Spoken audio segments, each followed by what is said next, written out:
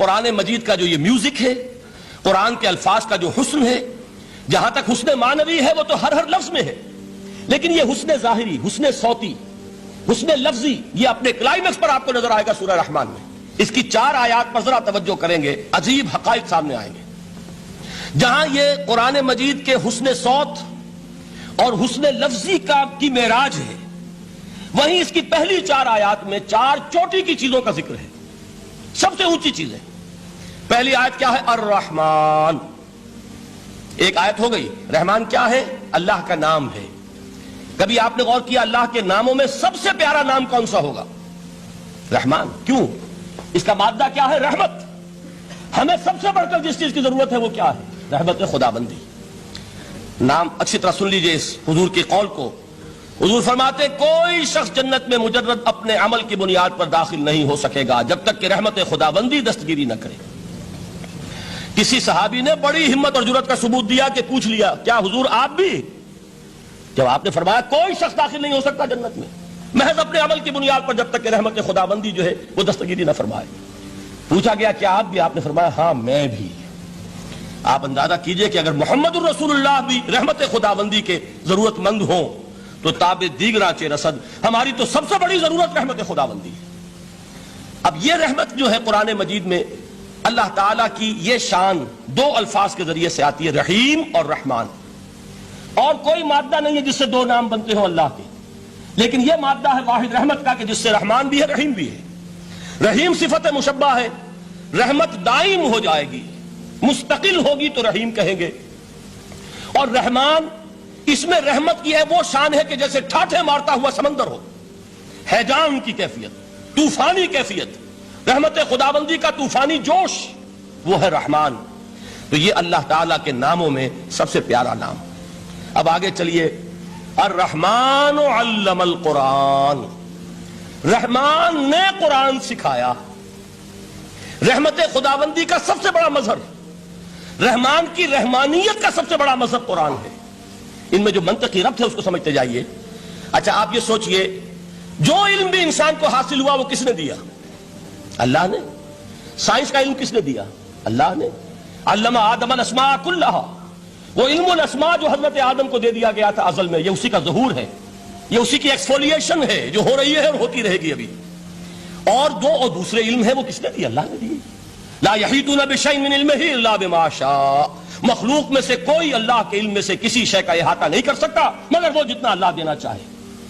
لیکن یہ کہ تمام علوم میں چوٹی کا علم قرآن۔ نوٹ کرتے جائیے، اب چوٹی کی چیزیں جمع کیجئے۔ اللہ کے ناموں میں چوٹی کا نام رحمان، اللہ نے جو کچھ انسان کو سکھایا اس میں چوٹی کا علم قرآن۔ خلق الانسان، انسان کو پیدا فرمایا۔ سوال یہ کہ حیوانات کو کس نے پیدا فرمایا؟ آسمان کس نے پیدا کیے؟ زمین کس نے پیدا کی؟ فرشتے کس نے پیدا کیے؟ کیا مطلب خلق الانسان؟ اس کی تمام مخلوقات میں اس کا کلائمیکس، اس کی تخلیق کی معراج، اس کے تخلیق کا نقطہ عروج انسان ہے۔ یہ ہے کہ جو مسجود ملائک بنا ہے۔ وَلَقَدْ كَرَّمْنَا بَنِي آدَمَ وَحَمَلْنَاهُمْ فِي الْبَرِّ وَالْبَحْرِ وَرَزَقْنَاهُمْ مِنَ الطَّيِّبَاتِ وَفَضَّلْنَاهُمْ عَلَىٰ كَثِيرٍ مِّمَّنْ خَلَقْنَا تَفْضِيلًا۔ تو تخلیق میں سب سے اونچی تخلیق انسان کی، علموں میں سب سے اونچا علم قرآن کا، اللہ کے ناموں میں سب سے اونچا نام رحمان۔ اب آئیے چوتھی چیز، علمہ البیان، انسان کو بیان کی صلاحیت عطا فرمائی۔ کیا اور کوئی صلاحیت عطا نہیں کی؟ بینائی کس نے دی؟ اللہ نے۔ اسی طریقے سے سماعت کس نے عطا فرمائی؟ اللہ نے۔ کتنی فیکلٹیز ہیں، کتنے ایکسٹرنل آرگنز ہیں سینس کے، کتنے انٹرنل سینسز ہیں جو اللہ نے دیے ہیں۔ لیکن یہاں بھی سمجھ لیجئے جتنی فیکلٹیز ہیں ہیومن فیکلٹیز، ان میں ٹاپ کی فیکلٹی جو ہے وہ اسپیچ ہے، کلام ہے، بیان ہے۔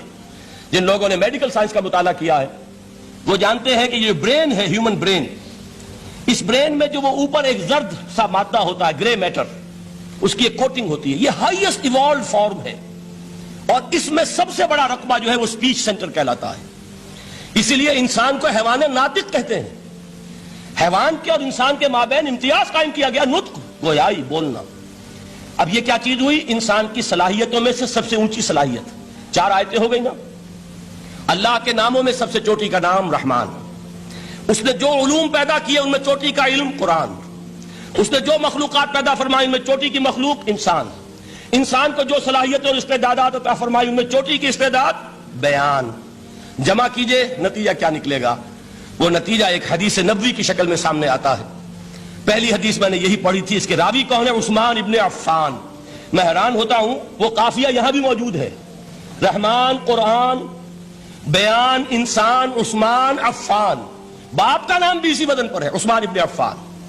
عن عثمان ابن عفان رضی اللہ تعالی عنہ قال قال رسول اللہ صلی اللہ علیہ وسلم، حضرت عثمان شہید مظلوم ذو النورین رضی اللہ تعالی عنہ فرماتے ہیں کہ اللہ کے رسول صلی اللہ علیہ وسلم نے فرمایا، خیرکم من تعلم القرآن وعلمہ، تم میں سے بہترین لوگ وہ ہیں جو قرآن سیکھیں اور سکھائیں۔ قوت بیان جو تمہاری ٹاپ فیکلٹی ہے، اس کا استعمال کسی گھٹیا کام کے لیے نہیں ہونا چاہیے۔